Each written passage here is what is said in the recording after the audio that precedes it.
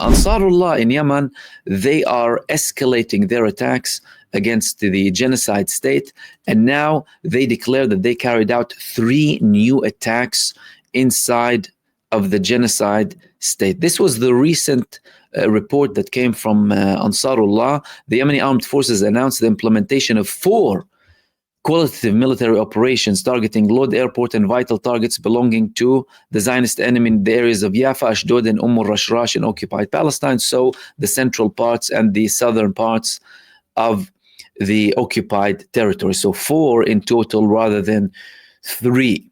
And in their statement today, they said that the targeting of the Lod airport in occupied Jaffa was with hypersonic missiles, saying that they successfully achieved their goals.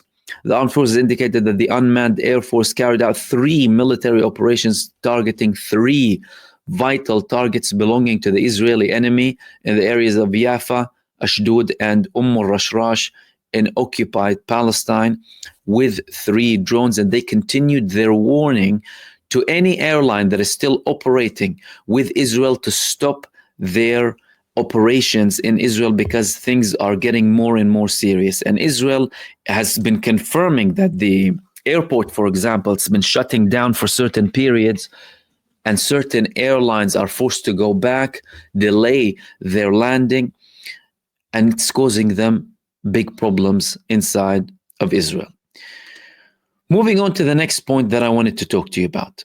The British Prime Minister, Keir Starmer, is saying that the UK needs to restore war-fighting readiness with a new defense review. UK Prime Minister said on Sunday that he will restore Britain's war-fighting readiness as his government warned of growing Russian aggression ahead of a major defense strategy review. The irony behind this report here is the fact that Keir Starmer, representing, of course, the British government, the Prime Minister, he is completely out of touch with all of the updates that are happening ever since the war began. Firstly, the British government was one of the first governments alongside the United States in 2022 to prevent Zelensky from reaching a deal with Vladimir Putin. The Russian and Ukrainian presidents met in Turkey at the time, during the beginning of the Russian war on Ukraine, trying to reach a deal. And guess what? Both parties agreed on a ceasefire agreement, but Zelensky all of a sudden withdrew. When did he withdraw? After the British leadership at the time told him, don't go ahead with a ceasefire with him. We will support you. We will arm you. And likewise with the United States too, then the rest of the NATO members as well. So in effect, Britain and the United States have been the key contributors behind this escalation when the Ukrainian president himself wanted to reach an agreement with Russia, therefore leading to millions of casualties, unnecessary destruction.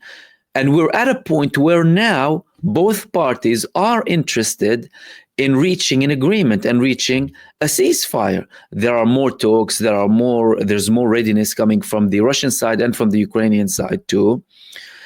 And the Prime Minister, the British Prime Minister, is saying growing Russian aggression. Who was causing this escalation in aggression? And who's bringing these tensions? Again, he's trying to convince the public that they have an external enemy rather than the fact that their biggest enemy is sitting in the government, in the British government, like he did with Iraq, like the British government did with Iraq, when millions of people were protesting in the streets of Britain, not only Britain, but the United States too, in record numbers that haven't been seen since, by the way, showing you how much the public disapproves of these unnecessary wars. Yet the British government went ahead with these wars, killing millions of people unnecessarily. And now Keir Starmer wants to convince the people that, oh, there's an increased aggression and we need to increase the budget. Increase the budget when the country is in economic decline for the past decade, or focus on certain things that push for a better economy, help the people in need in Britain, improve financial conditions and social conditions for people. Again, these leaders are completely delusional and out of touch with what's happening on the ground. Moving on to the next thing that I wanted to talk to you about.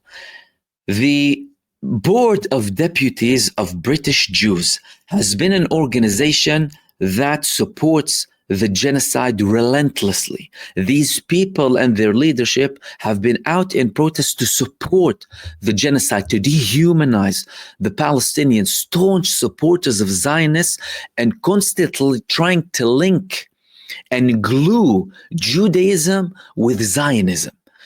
Now, more and more voices are coming from within the Board of Deputies of British Jews against these abhorrent positions, even when there are certain shifts happening, whether you're convinced in them or not, by the way, from the British government against certain elements in Israel, and having more criticism against the state of Israel. And one of their members, he actually posted a video of himself resigning and making a statement against the board and its abhorrent support for Israel. Let's have a look. The Israeli government has been starving Gaza for over 11 weeks, with politicians like Bezalel Smotrich openly declaring that Gaza will be entirely destroyed and its population ethnically cleansed.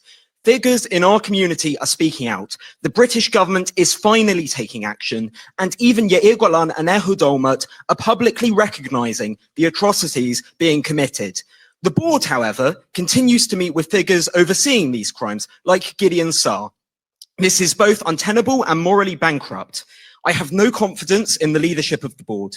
It has both failed to act ethically and also to represent the increasing diversity of opinion within our community. While I hope it can become a moral and representative body again, I will be resigning following this meeting in protest and will not seek re-election at my shul as originally planned. What good are private words in plenaries when you continue to meet with Israeli government officials and oppose any real action to stop their crimes?